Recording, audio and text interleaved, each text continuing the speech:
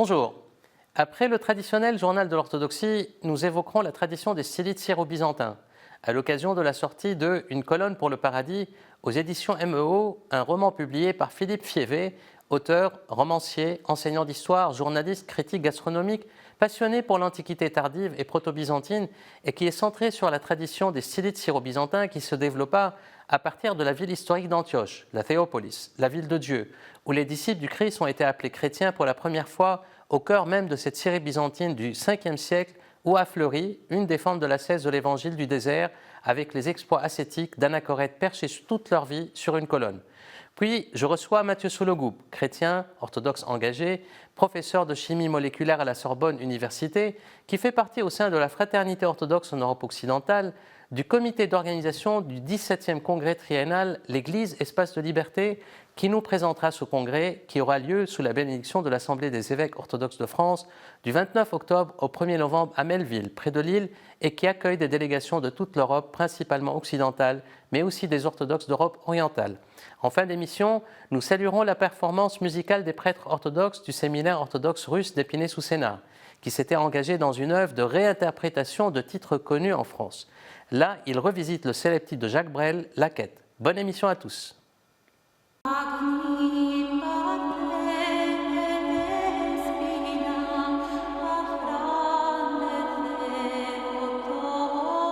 Istanbul. Visite au Fanard au siège du patriarcat œcuménique de Constantinople du chef de la délégation de l'Union européenne auprès de la Turquie, l'ambassadeur Nikolaos Meyer-Landru. Le patriarche de Bartholomée avait reçu de même une délégation de la Fondation américaine du Musée de la Bible, basée à Washington, qui va restituer au patriarcat un important manuscrit 220 de l'Évangile qui avait été volé par des combattants bulgares en 1917. Madagascar, visite pastorale et officielle du patriarche d'Alexandrie et de l'Afrique, Théodore II, qui a été reçu par le président de la République de ce pays. En visite actuellement aux États-Unis, le patriarche Théodore recevra le prix 2022 de Athenagoras Human Rights Award qui lui sera décerné par l'ordre des archontes du patriarcat œcuménique aux États-Unis. Au Liban, commémoration le 26 septembre dernier de la fête de Saint Jean l'Évangéliste, fête patronomique du patriarche Jean X d'Antioche, qui a rendu visite au métropolite Georges Khodr du Mont-Liban, désormais à la retraite et s'approchant de ses 100 ans. Une commission pour la gestion temporaire du diocèse antiochien de New York et de l'Amérique du Nord a été nommée d'ailleurs par le patriarche d'Antioche après la démission-retraite du métropolite Joseph. La nomination d'un vicaire patriarcal est à l'ordre du jour du synode du patriarcat qui se réunira au Balamande, Liban, du 11 au 14 octobre.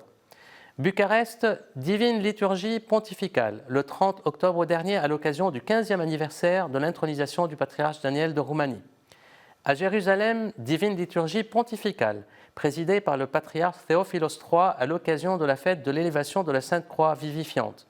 Le patriarche Théophilos a reçu d'ailleurs au siège du patriarcat une délégation de la nouvelle église autocéphale orthodoxe de Macédoine du Nord, archevêché d'Ohrid, dirigée par Monseigneur Parthenios, évêque d'Antania et higoumène du monastère de Bigoski dans la ville d'Ohrid. La même délégation est actuellement en visite en Grèce après avoir effectué auparavant une visite à Thessalonique. Antalya, Turquie, intronisation du nouveau métropolite de Psisidi, Monseigneur Job Getcha, en présence de plusieurs hiérarques du patriarcat œcuménique. New York, en marche de sa participation à l'Assemblée générale de l'ONU, et accueilli par l'archevêque Elpidophoros des États-Unis, le Premier ministre grec Mitsotakis a effectué une visite à la cathédrale Saint-Nicolas du Ground Zero, qui a connu aussi la visite de l'ancien Premier ministre socialiste grec George Papandreou. Aux États-Unis, toujours intronisation du nouveau primat de l'Église orthodoxe russe hors frontières, Monseigneur Nicolas, anciennement évêque de Manhattan. En Serbie, le président serbe Aleksandar Vučić a engagé un bras de fer avec les organisateurs du défilé de l'Europride organisé par la communauté LGBT à Belgrade, qui a finalement été annulé par les autorités serbes.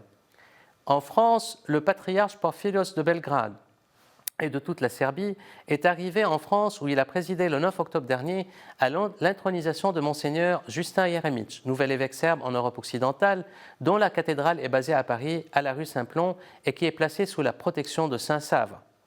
France toujours, réunion de rentrée le 20 septembre dernier de l'Assemblée des évêques orthodoxes de France au siège de l'AOF, sous la présidence du métropolite Dimitrios, qui a rendu visite à la paroisse Saint-Serge de Radonège et Saint-Vigor à Colombelles à l'occasion de la fête patronale de cette église. France Toujours, une journée d'échange sur les cultes et la laïcité a été organisée à la préfecture d'Île-de-France et de Paris le 29 septembre dernier. Carole Sabat représentait l'Assemblée des évêques orthodoxes de France. France Toujours, la séance solennelle de l'Institut de théologie orthodoxe Saint-Serge s'est tenue le 25 septembre dernier sous la présidence de l'archevêque Jean de Doubna. Après le bilan du doyen, Michel Stavroux, le discours académique a été prononcé par le professeur Bertrand Vergely sur le thème « Quelle théologie morale orthodoxe faut-il développer dans le monde d'aujourd'hui ?» À Paris, l'assemblée annuelle de l'association Saint-Silouane s'est tenue à la basilique du Sacré-Cœur à Montmartre, fin septembre, sous le thème « N'ayez pas peur, je suis ». Épinay-sous-Sénart, les journées du patrimoine, cette année au séminaire orthodoxe russe, du 16 au 18 septembre 2022, ont permis à de nombreux spinoliens et visiteurs venus d'ailleurs de redécouvrir le séminaire dont le salon de thé et la librairie La Sainte-Geneviève ont été réouverts au public. À Paris, reprise aussi des conférences sur les repères de l'orthodoxie par l'archiprêtre Nicolas Rebinder au centre d'études de la cathédrale russe au Quai Branly. Par ailleurs, à la cathédrale Alexandre Nevski de la rue d'Aru à Paris, des cours d'ordo liturgique sont dispensés par les protodiacres Alexandre Kedrov et Jean Drobo. Publication, la liturgie illustrée pour enfants et adultes aux éditions Sophia. Une nouvelle édition des Ménées aux éditions Apostolia. Ce premier volume porte sur le mois de septembre. Un livre d'actualité, La crucifixion de l'Ukraine de Jean-François Colosimo aux éditions Albin Michel. Et enfin, aux éditions Artege, Rome ou Babel de Laurent Dandrieux, qui développe une réflexion pour un christianisme universaliste et enraciné. Et tout de suite, notre entretien.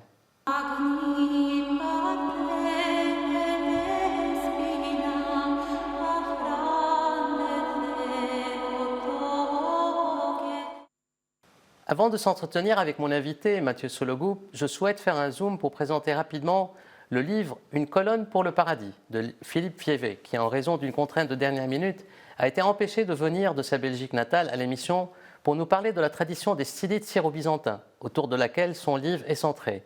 Nous sommes là au cœur même de la ville historique d'Antioche. Antioche la Belle, Antioche la Perle de l'Orient, qui était en ce 5e siècle byzantin la troisième des grandes villes de l'Empire romain, après Rome et Alexandrie. Antioche, la ville aux multiples facettes, carrefour des civilisations, des religions et des cultures, qui fut aussi nommée la Théopolis, c'est-à-dire la ville de Dieu, le point de départ des missions chrétiennes dans le monde où les disciples du Christ ont été appelés chrétiens pour la première fois. Nous sommes là au cœur de la géographie physique et mentale de cet Orient byzantin qui s'étendait jadis de Constantinople à l'Arménie et de Syrie en Éthiopie. Philippe Fievé, romancier, enseignant d'histoire, journaliste, critique gastronomique, passionné pour l'Antiquité tardive et proto-byzantine, nous fait plonger charnellement et mentalement dans ce livre, Une colonne pour le paradis, aux éditions MEO, dans les ombres et lumières de cette Antioche-là, à un moment où le monde basculait de plus en plus vers l'Orient, après la chute de Rome sous les coups des invasions barbares. Sous une plume alerte, experte et captivante, Fievé dessine les contours d'une Antioche fougueuse, lumineuse, festive et ambivalente, aussi mystique que matérielle, qui brillait de toutes les lumières en cultivant toute forme d'élan et d'excès.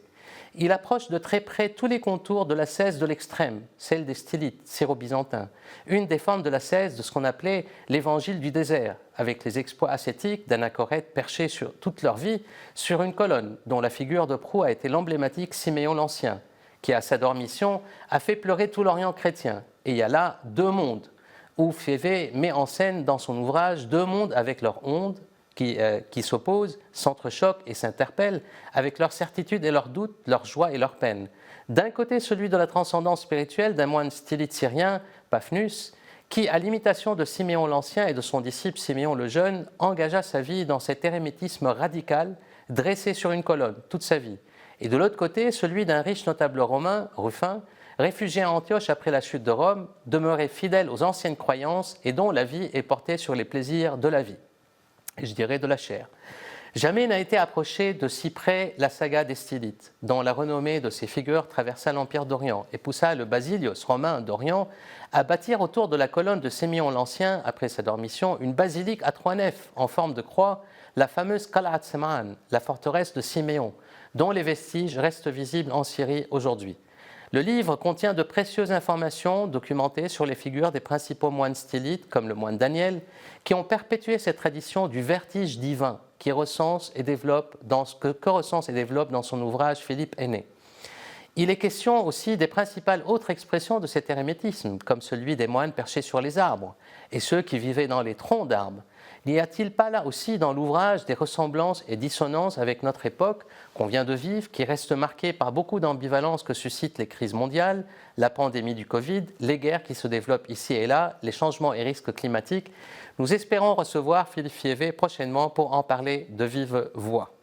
Notre entretien aujourd'hui est avec Mathieu Sologoub, chrétien orthodoxe engagé, père de famille, professeur de chimie moléculaire à la Sorbonne Université, qui fait partie au sein de la Fraternité orthodoxe en Europe occidentale du comité d'organisation du 17e congrès triennal de la Fraternité sous le thème « L'Église, espace de liberté » avec un point d'interrogation, qui nous fait l'amitié de venir présenter cet important congrès qui aura lieu sous la bénédiction de l'Assemblée des évêques orthodoxes de France du 29 octobre au 1er novembre à Melville, près de Lille, et qui accueillera des délégations d'Europe occidentale principalement, mais aussi d'Europe orientale, il se peut. Bonjour Mathieu. Bonjour Karl. Plaisir de vous recevoir. Donc je voulais qu'on commence par un peu la fraternité orthodoxe en Europe occidentale, la présenter un peu rapidement, son historique, quand est-ce qu'elle a été fondée, plus d'un demi-siècle. Exactement. Donc si on revient à la fondation de la fraternité, en fait, elle débute dans les années 50-60 autour de figures comme Olivier Clément, Elisabeth Bersigel, le Père Lév Gillet. Et puis, donc c'est quelque chose qui commence autour de la revue Contact, qui est une revue qui continue encore aujourd'hui. Et je pense qu'elle se cristallise aussi dans les années 70, au début des années 70, avec l'organisation du premier congrès et la rencontre entre ce groupe de la fraternité et le comité de coordination de la jeunesse orthodoxe. Et ils organisent ensemble un premier congrès, justement, dont le congrès dont on va parler est la suite, en 1971, donc à Annecy. Et donc je pense que c'est plus de 50 ans. Voilà, 51 ans. Et donc c'est là le début de cette fraternité, si on revient à ça. Alors, qu'est-ce que c'est la fraternité? Si on regarde un peu les textes fondateurs et les chartes qu'il y a eu au cours de l'histoire de la fraternité, il y a des mots qui reviennent. Il y a un mot qui revient très souvent, c'est le mot amitié. Amitié et engagement pour l'unité et le témoignage de l'Église orthodoxe ici et maintenant, c'est-à-dire dans les pays dans lesquels nous sommes, en Europe occidentale. Donc c'est un espace d'amitié dans lequel les gens s'engagent pour se connaître et témoigner de l'unité de l'Église orthodoxe. Parce qu'il y avait à l'époque beaucoup de dispersion. Voilà, les orthodoxes un peu dans... À l'époque, et à nouveau presque un peu maintenant, malheureusement, effectivement, à l'époque, c'était beaucoup plus fort à la limite, puisque les gens ne se connaissaient pas, les gens de différentes juridictions ne se connaissaient quasiment pas, simplement s'ignoraient. On n'avait pas Instagram, on n'avait pas les réseaux en plus. Mais là, vraiment, il y avait virtuel autour de nous. Il y avait une ignorance simplement. Les gens s'ignoraient. Il y avait d'un côté les Grecs, les Russes, les Serbes, éventuellement, il n'y avait pas encore des Libanais à l'époque. Enfin bref, les gens ne se connaissaient pas. Et donc, ils ont commencé par faire connaissance. Et maintenant, on se connaît mieux, mais on a d'autres problèmes, enfin, je dirais. Absolument. Et donc, les congrès triennaux, c'est quand même, en fait, c'est tous les 3 ans. C'est un moment clé, je dirais, de la fraternité. Tout à fait. Et je dirais que la fraternité n'est pas une instance ecclésiale. C'est une association, je suppose, loi 1901, qui vit sa vie en tant que telle, mais il y a des clercs et des laïcs à l'intérieur. Tout à fait. C'est un espace libre d'amitié, comme je disais au début. C'est vraiment ça. C'est un espace où les gens peuvent se rencontrer et travailler ensemble à cet engagement, à travailler à l'unité de nos églises. En tout cas, ici, dans le monde occidental. Alors effectivement, les congrès, c'est un moment clé de l'activité de la fraternité. Ce n'est pas le seul, on y reviendra, mais c'est des moments, c'est une grande fête, c'est-à-dire qu'on incarne vraiment cette unité, cette amitié, on se retrouve, on voit des gens de l'Europe entière qu'on n'a pas vu depuis, qu'on voit tous les 3 ans en fait. Et ce n'était pas qu'en France en fait. Et ça n'a pas eu qu'en France. Mon premier congrès était à Blankenberg, en Belgique. Alors il y a effectivement une très grande amitié avec la Belgique. Il y a eu plusieurs congrès en Belgique. À Gand, il y en a eu un très beau congrès quand j'étais jeune. À Gand, et 2 à Blankenberg.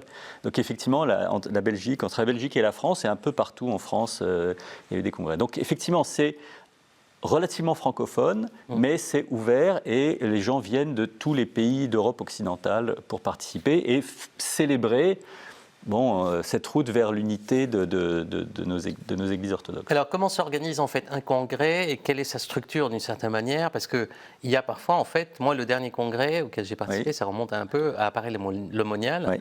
Avec mon épouse, mes enfants étaient encore très jeunes, il y avait plus de 700 personnes. Et donc, il y a toute une logistique à mettre en place, mais il y a aussi toute la thématique, c'est-à-dire les conférences plénières, les ateliers. Absolument. Alors, l'organisation, c'est l'organisation d'un congrès classique, effectivement. C'est que des bénévoles qui se mettent autour, qui se réunissent chez les uns chez les autres pour décider d'organiser tout de A à Z. Et après, il y a une réflexion sur la thématique. En fait, on essaie un peu de mêler l'organisation pratique et l'organisation thématique parce qu'on a envie que tout le monde participe à tout. C'est quelque chose d'ouvert. On essaie d'inviter un maximum de gens à participer et la réflexion se fait. La thématique se cristallise, le lieu se cristallise, etc. Alors, peut-être qu'on peut parler du congrès futur. Donc, absolument. Comme vous avez dit, l'Église, espace de liberté, point d'interrogation.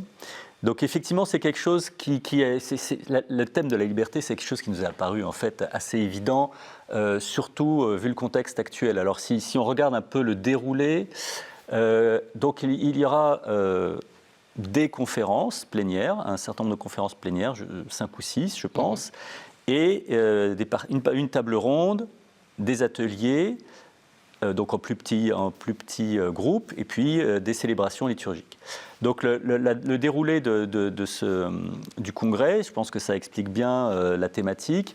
Il y aura d'abord une conférence par Michel Etcheninov, qui est rédacteur en chef. Qui est dans la tête de Poutine. Pardon ? Qui est dans la tête de Poutine. Oui, qui sait ce qui se passe dans la tête de Poutine. Un grand spécialiste aujourd'hui de la Russie aussi. Et de Poutine. Oui, mais c'est un grand philosophe surtout. Absolument, tout à fait. C'est le rédacteur en chef. On apprécie beaucoup. Oui, moi aussi. C'est rédacteur en chef de Philosophie Magazine. Et donc lui, il va commencer en fait le congrès en présentant la philosophie de la liberté aujourd'hui.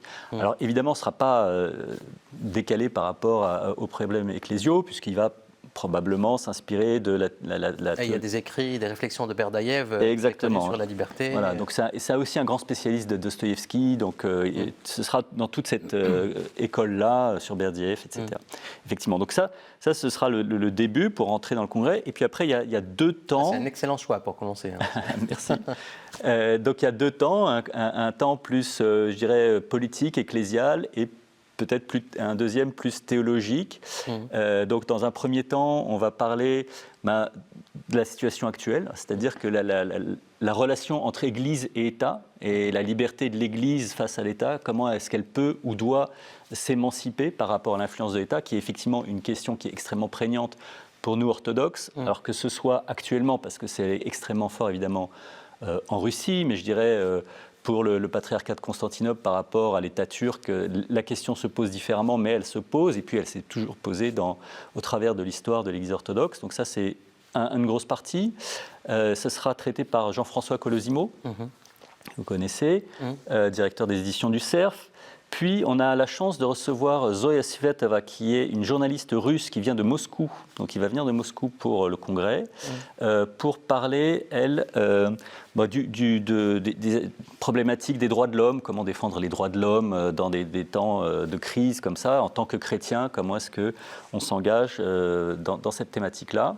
On aura aussi une conférence d'une pasteure protestante sur les relations entre églises chrétiennes, parce qu'on peut s'apporter les uns les autres. Et puis après, une deuxième partie, je dirais, plus axée sur la liberté et l'homme. Qu'est-ce que la liberté apporte à l'homme, ou comment accéder à la liberté par la foi en Christ. Et ça, ce sera le père John Behr, qui vient d'Angleterre, qui était aussi professeur à Saint-Vladimir aux États-Unis, qui parlera de ça. Peut-être des éléments de réponse seront aussi apportés par mère Emiliani, l'higoumène du monastère de Bussy-en-Othe, de la protection de la Mère de Dieu, qui va parler de la libération par l'ascèse, qui est évidemment quelque chose qui est important dans notre foi. On est en plein dans le... Exactement. Donc là, l'ascèse, c'est une forme extrême de la liberté. On est vraiment au cœur de... Alors à laquelle on est appelé, Philippe Rivet a écrit. mais on n'est peut-être pas tous obligés de passer par un séjour sur une colonne, j'espère. Il y a ça. Et puis, il y a la question toujours, moi, qui me taraude. Il y a la colonne virtuelle et la colonne réelle. Hein. Il y a les deux. Hein. C'est vrai. Comme dans l'orthodoxie, on dit en fait l'orthodoxie, c'est un peu, comment dire, c'est le narguilé invisible. C'est-à-dire, en fait, il faut toujours qu'il y ait un côté invisible qui... Alors à ce propos-là, il y aura une autre conférence qui sera donnée par un théologien libanais, Georges El-Hadj, qui va parler de la thématique de... pour moi, quelque chose qui est une antinomie, c'est la volonté de Dieu et la liberté de l'homme, en fait. Comment concilier les deux? Est-ce qu'on a reçu cette liberté? Et pourtant, on parle toujours dans le langage courant, c'est la volonté de Dieu, c'est la volonté de Dieu. Quelle est la place de notre liberté là-dedans? Et puis, la volonté de Dieu, on n'est pas dans le déterminisme, hein, dans l'orthodoxie. Voilà, je laisse Georges faire sa conférence. Et dernière conférence par le père Christophe Daloisio, sur qu'est-ce que l'Église d'aujourd'hui peut apporter au monde moderne en termes de libération et sur la liberté. Voilà, donc ça c'est le déroulé un peu de notre congrès. Très bien. Il y a beaucoup de matière à réflexion par rapport à l'actualité d'aujourd'hui, par rapport en fait à la situation de l'Église qui est orthodoxe, qui semble être un peu désintégrée en raison de phénomènes nationalistes aussi qui se développent. Mais je me souviens très bien dans la discussion qu'on avait avec Olivier Clément, il disait deux termes pour lui en fait qui sont très galvaudés, c'est le terme d'amour et le terme de la liberté. Et donc le terme de la liberté, c'est un terme qui est excessivement intéressant. C'est pour ça le point d'interrogation dans le titre du congrès est à point, comme on dit. Oui, c'est parce que c'est pas gagné, si je puis Absolument, dire. c'est pas gagné. Tout à fait. Pas acquis en tout cas. Et juste dernière question, mais un peu plus personnelle, parce que on a tous un peu, depuis moi que je suis arrivé en France, on a baigné un peu dans l'ambiance de la fraternité, dans cette amitié, dans cette convivialité des congrès, qui sont à la fois des moments de réflexion, mais aussi des moments de tension, des moments où il y a des frontalités qui s'inscrivent. Est-ce que, je vous ai toujours connu aussi, en fait, la famille Solgouv est toujours très impliquée dans l'organisation des congrès, mais est-ce que vous êtes en train de faire aujourd'hui, comment la transmission générationnelle se fait? Est-ce que vous faites aujourd'hui avec vos enfants, je sais que vous en avez 4, ce que vos parents ont fait avec vous? Parce que c'est ça la question, c'est pas de tenir des congrès, quelle est la suite de ces congrès et comment les congrès ont des impacts sur la vie de l'Église ici et maintenant. C'est une question qui me taraude profondément. C'est quelque chose que j'ai toujours personnellement en tête, et je partage ça avec les autres membres du comité d'organisation, c'est la suite, comment transmettre, etc. Alors, j'ai la chance, on a la chance avec mon épouse, d'avoir des enfants qui nous suivent, malgré ce qu'on leur impose. Au début, ils n'ont pas le choix. Au début, ils n'ont pas le choix, mais là, ils viennent tous les 4, alors que l'aîné a 22 ans, donc il vient de son plein gré, je veux dire. Donc, et ils sont très enthousiastes. Et parce que je pense que ce qui caractérise quand même ces congrès, ce n'est pas seulement les moments d'affrontement, qui peuvent être piquants, mais c'est les moments de fraternité au sens propre du terme. Et ça, ils le vivent extrêmement fort. Et ils viennent avec leurs amis, d'ailleurs. Il y a toute une bande de jeunes qui vient participer au congrès. Et on en est vraiment ravis. Et oui, on essaye de le faire. Et on pense à la suite. Et je pense qu'à chaque fois qu'on revient de congrès, en tout cas, ça a été mon cas, et je le vois dans le visage de mes enfants, on revient rempli de quelque chose, illuminé par l'amitié, la fraternité en Christ qu'on ressent vraiment. C'est une liturgie après la liturgie. Donc il y a en fait le rayonnement de la liturgie aussi qui est dans parce qu'il y a les services ecclésiaux aussi. Bien en sûr, fait, il y a les célébrations. Et je suppose qu'on termine là-dessus, qu'il y aura en fait les actes du congrès seront publiés par la revue Contact. Absolument, comme toujours. Qui est un service de la fraternité. C'est un service de la fraternité. À l'époque, il y avait le SOP, le service orthodoxe de presse, mais qui s'est arrêté malheureusement. Il s'est arrêté, mais par exemple, la fraternité rend le service de donner toutes les archives du SOP sont disponibles sur le site internet. C'est excellent, ça c'est bon à savoir. Oui, donc tout est disponible sur le site internet de la fraternité. C'est une mine d'or. C'est une mine d'or pour l'histoire, etc. En tout cas, un grand merci Mathieu d'être venu. Je pense que c'était très... on a mis l'eau à la bouche, comme on dit.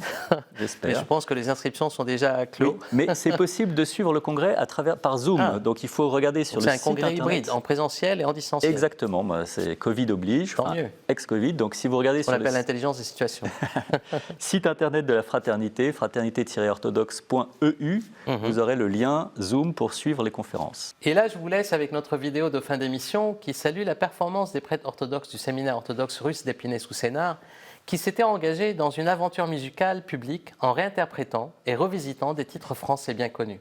Là, nous les entendrons revisiter le célèbre titre de Jacques Brel, La Quête. Et moi, je vous dis à la prochaine émission.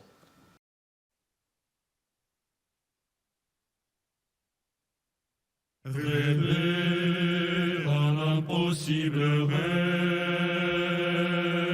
porter le chagrin des départs, brûler d'une possible fièvre, partir où personne ne part,